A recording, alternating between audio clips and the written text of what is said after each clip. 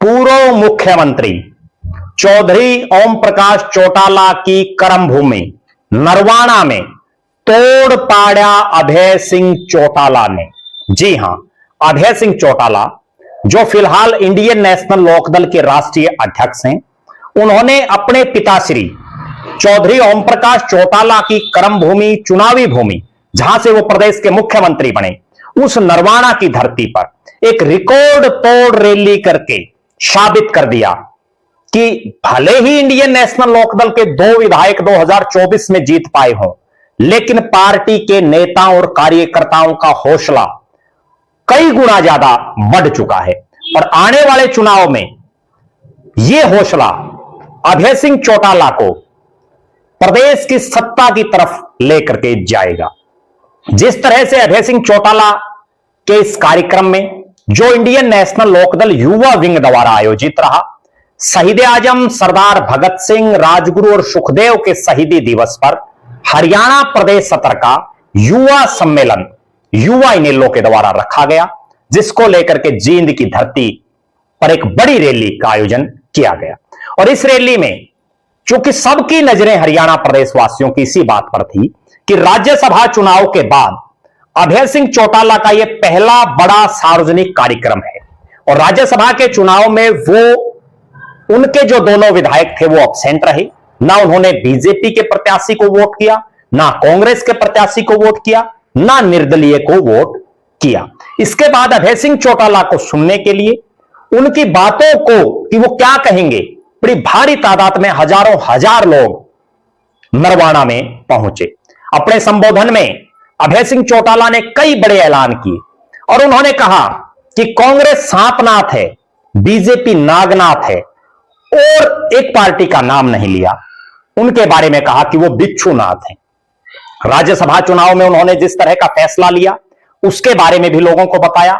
बड़ी गजब बात यह रही इस कार्यक्रम की कि इसमें कांग्रेस की टिकट पर चुनाव लड़ने वाले नेताजी ने भी इनेलो ज्वाइन की, भारतीय जनता पार्टी के भी नेता ने इनेलो ज्वाइन की, जननायक जनता पार्टी से जुड़े हुए नेता ने भी इनेलो ज्वाइन की।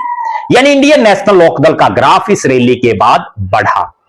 रैली में अभय सिंह चौटाला के दोनों बेटे करण सिंह चौटाला और अर्जुन सिंह चौटाला, जो युवाओं को लगातार पार्टी से जोड़ने का काम कर रहे हैं, उन्होंने भी अपने ओजस्वी विचार रखे।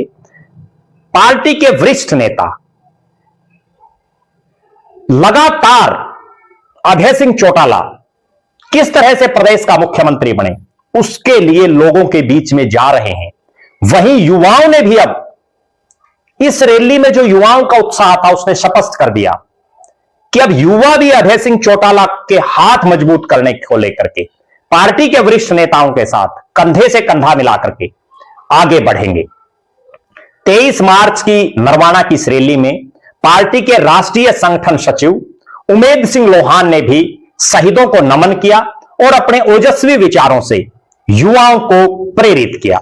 उमेद सिंह लोहान खुद युवा इनेलो में वर्षों तक काम कर चुके हैं, फिलहाल पार्टी के राष्ट्रीय संगठन सचिव हैं।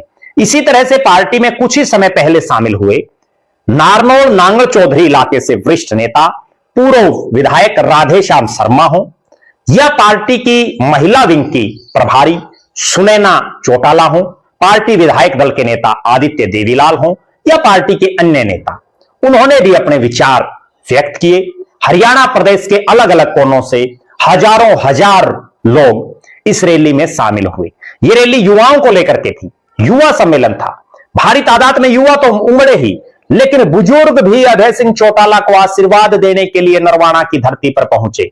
और सबसे बड़ा कारण लोगों को जो लग रहा है कि जुबान का धनी अभय सिंह चौटाला, जिसने एक जुबान पर प्रदेश की सबसे बड़ी पंचायत विधानसभा से इस्तीफा दे दिया था, देश का इकलौता विधायक जिसने विधायक पद से इस्तीफा दे दिया था किसान आंदोलन में। हालांकि इंडियन नेशनल लोकदल को किसान आंदोलन में जो उनके सबसे बड़े नेता ने जो बलिदान दिया, एक तरह से राजनीतिक बलिदान, उसका बहुत लंबा चौड़ा फायदा नहीं हुआ।